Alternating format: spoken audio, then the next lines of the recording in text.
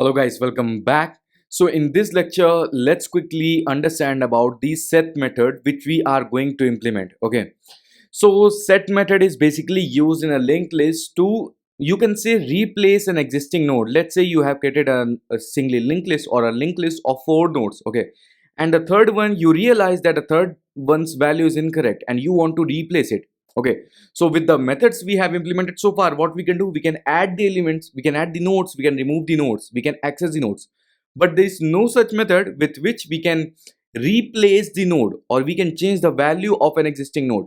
Okay, so that is what we are going to implement in I would say next lecture. In this lecture, let's quickly see the pseudo code of it. Okay, so here I'll be using set as a function. Okay, so now what we will do, let me use multi-line comment here, it will be fine. Okay, so first let me explain like what I am actually talking about. So here there must be some node list. Okay, this one is fine. Okay, yeah, so let's say this is our linked list. This is our linked list which we have created.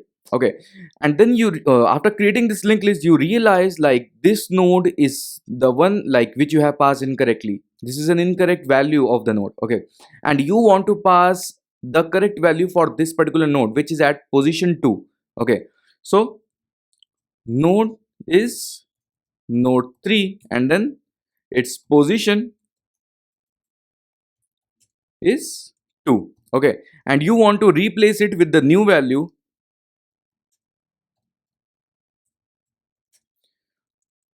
Let's say node 1 2. Let's say this one for example, for sake of example, right?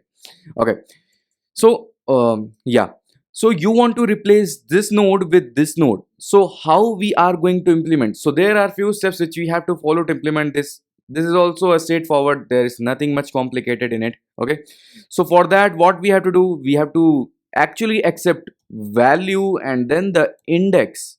Okay, at which index we want to change the value of that particular node. Okay, so if there is no value at that index, then we simply have to return false or null or something. Okay, if you found the value, and how we are going to find the value, we are going to use the get method which we have already implemented. Okay, so we are going to use this get method. Okay,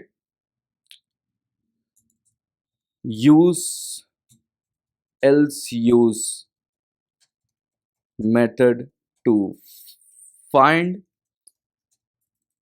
the node.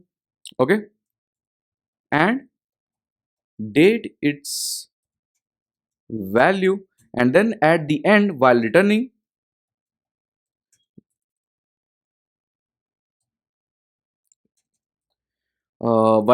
you can return either the updated value or updated index, or you can simply return true. Okay, it's up to us only, right?